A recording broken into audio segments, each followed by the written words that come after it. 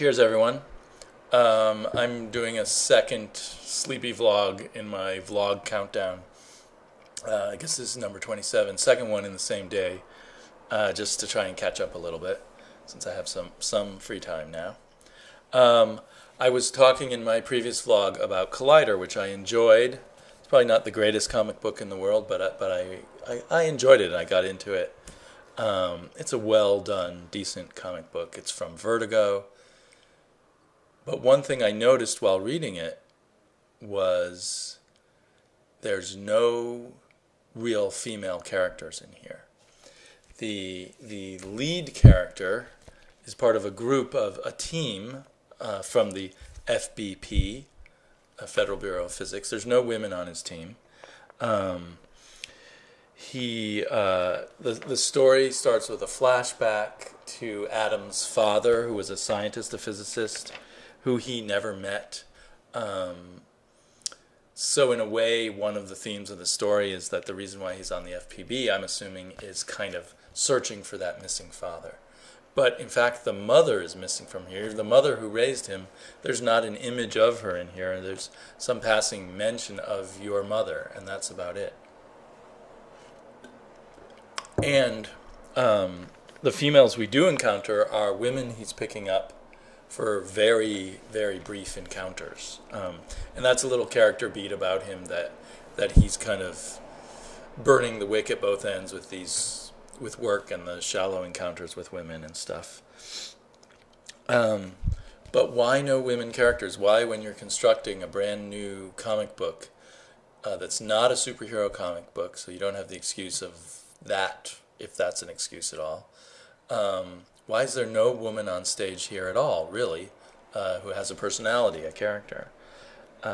Maybe that will change in future issues, but it did make me think about how so often men in a genre that they think of as mostly being for men just don't even think about putting a woman character in things, or putting some strong women characters, or don't stop and ever consider just make the main character a woman. Even if women never read comic books, I think it would make something like this a better comic book, a richer comic book, to reflect our world more with some women in it. And in general, there seems to be a problem that some of us perceive that comic books aren't friendly to women. There's the issue. I should say that I've talked about this with Travis, so some of the ideas I might be throwing out might come from him. I mean, there's the issue of what comic book stores are like in and of themselves, and there's the issue of when you read comic books as a woman, do you want to read any more, and not to mention become a creator and everything. And both Travis and I have daughters, and my daughter is extremely interested in comics. I think Travis' daughter has already learned not to be interested in comic books, but I think she has some interest. And I do feel it's a struggle to find the comics that will grab my daughter's interest. It's also a struggle because she's so young, and it's hard to find good comics for young kids. But it does make me think a lot about what is there for her in these things in the future. It does feel like there is an attempt, because there are a lot of female lead comics at DC and some at Marvel, and Marvel seems to be trying to do more. There are some women writers. I think it's great that we're seeing kind of a rise of very good women artists. And part of what I think is that it's harder to break.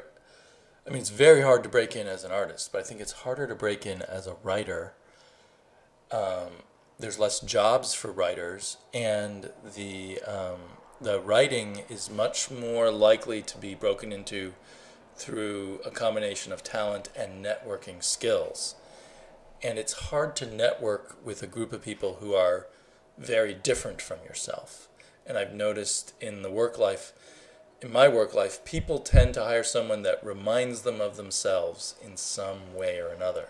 So that's always a barrier if you're a different sex than most of the people in the field, or a different race, or just a very different type of person. And when I see lots of video interviews with the pros, like on CBR and other things, and they all seem like the writers all seem like a certain type of male person. And so I can imagine it being just really hard for a woman to make it through, and for many men who aren't that type of person either. But it seems like as you get a more homogeneous is not the right word, but a more mixed social group there, it'll be easier for all different kinds of people to break in as writers. And the more you have, for men, the more women you have around, the more conscious you're going to become of these kinds of choices where you think about putting female characters in. Also, it's good to actually have female creators at times writing female characters, but male writers can do good female characters, and women writers can do male characters.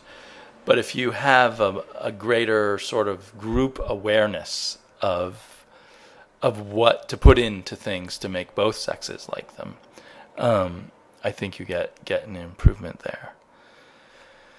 So that's pretty much all my thoughts. And maybe I worry about this too much. Maybe there's really already enough, once my daughter's old enough, maybe there's already going to be enough female-oriented for older women comics. Maybe I'm wrong.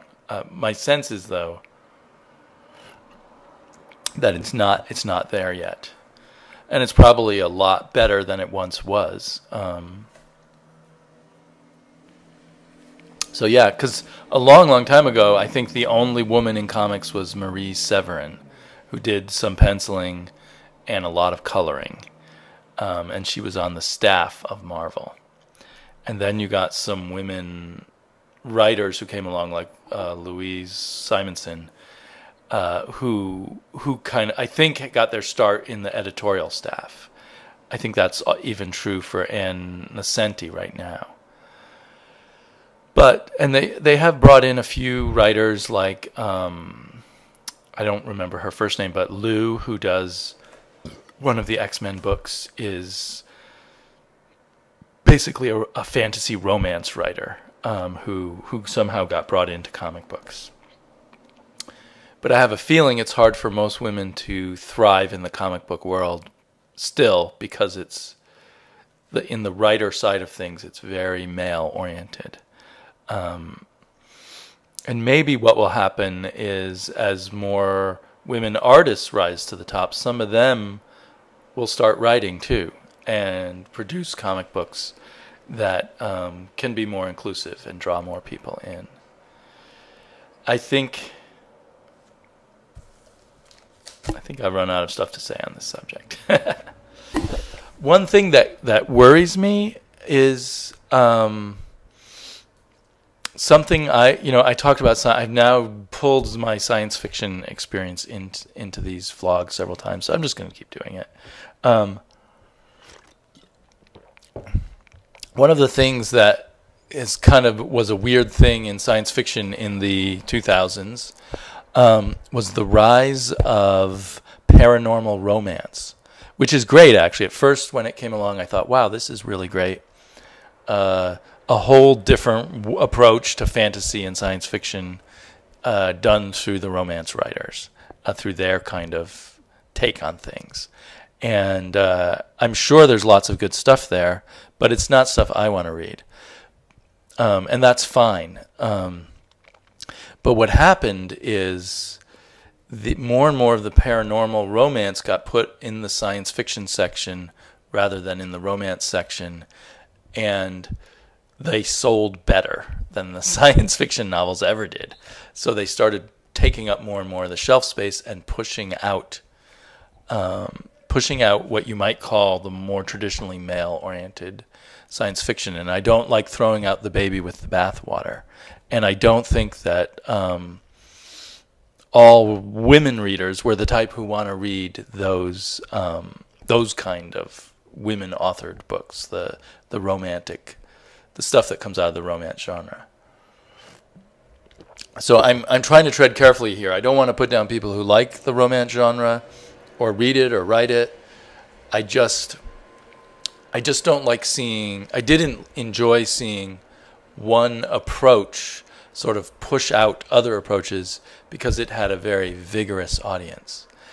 So if somehow the romance audience took over comic books, and every publisher knew you could sell twice as many comic books that were aimed at the romance audience, you would have a problem for all the other portions. I don't really see that happening anywhere in the future of comic books. Comic books seem so different than that. And there was lots of other factors going on in science fiction that probably allowed for those romance novels to take over. And I haven't looked closely now. I don't know if that's still what's going on. Science fiction had a lot of other problems. So these vlogs are becoming kind of an ongoing lament for science fiction that used to be great and isn't anymore. So before the overrunning of it by paranormal romance, lots of my favorite science fiction was actually by women, like Ursula Le Guin, like Julian May, Karen Joy Fowler, James Tripchey Jr., who was actually a woman. So there was lots of good stuff, and the women served as a good mix in the science fiction writing world to keep men on their toes too. So anyway, I hope we will see a more of a mix of what's going on in comics, and it wouldn't hurt any of us to have more female characters well developed in our comic books. So good night, everyone. Bye-bye.